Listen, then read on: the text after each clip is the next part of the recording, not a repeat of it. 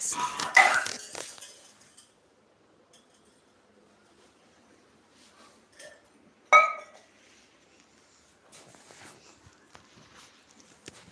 नहीं करता।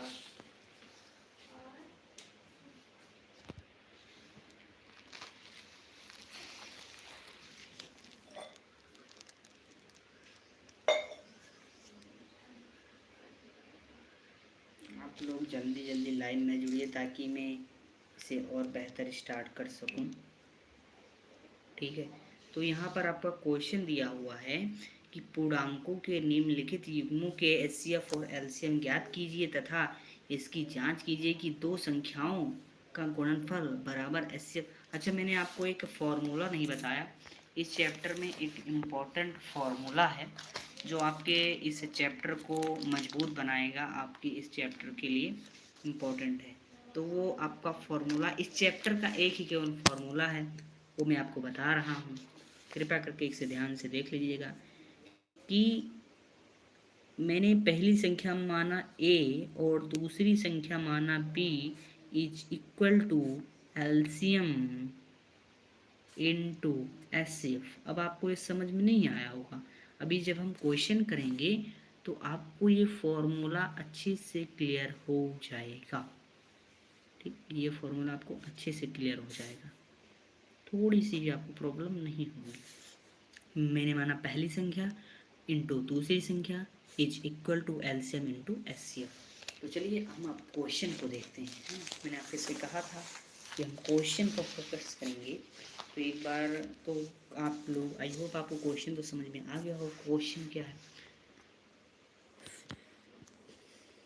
हल लिखा हुआ है कि 26 और 91 की आप लासा व मासा ज्ञात कीजिए और साथ ही जांच कीजिए कि ये जो फार्मूला है ये सही है कि नहीं। तो सबसे पहले हम क्या करेंगे, यहाँ पर लिखेंगे हल। हम लिखेंगे कि 26 के 26 के प्राइम फैक्टर अभाज्य गुणनखंड। तो आपको शायद पता होगा कि 26 13 दूना 26, तो प्राइम फैक्टर अभाज्य संख्या ये हो गया। 21 के अभाज्य गुणनखंड तो 17 इंटू, ठीक है 21 नहीं 91, तो 13 सत्ते 91। अब देखिए आप कॉमन, इसमें हमें क्या ढूंढना है, कॉमन ढूंढना है।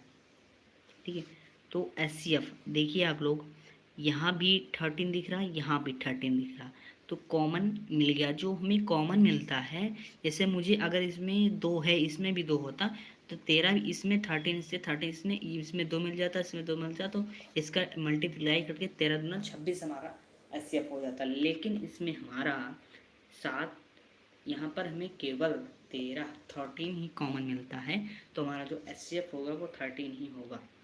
ठीक है, और एलसीएम की बात कर लेते हैं। तो ये जो कॉमन मिला है ये तो हम एक बार लिख देंगे, और जो बच गया है उसे एक बार लिख देंगे। 2 इंटू 7 बचा हुआ, देखिए मैंने आपके इजी बनाने के लिए मैंने यहाँ पर लिख भी दिया है कि बचा हुआ। ठीक, चलिए अब हम ये भी जांच कर लेते हैं कि जो हमारा ये फॉर्मूला है वो सही है कि नहीं सही है ना। ये भी इम्पोर्टेंट है कि जो हमने फॉर्मूला सीखा है वो अच्छे से वर्क करता है कि नहीं। ओके, तो चलिए अब हम आपको, आई होप आपको ये पता लग गया होगा कि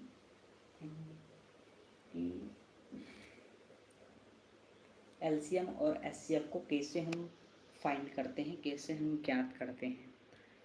और मैं ये आपको बता दूं कि अभाज्य संख्याओं का एचसीएफ 1 होता है और एलसीएम उन संख्याओं का गुणनफल हो जाता है। ठीक है, उन संख्याओं का गुणनफल हो जाता है।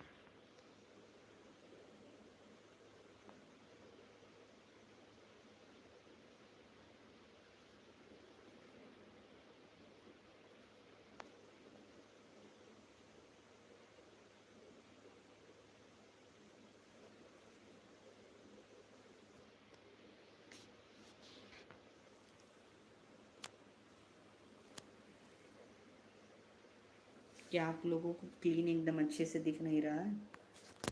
एक बार मुझे बताएंगे कमेंट सेक्शन में कि क्या आपको अच्छे से दिख रहा है।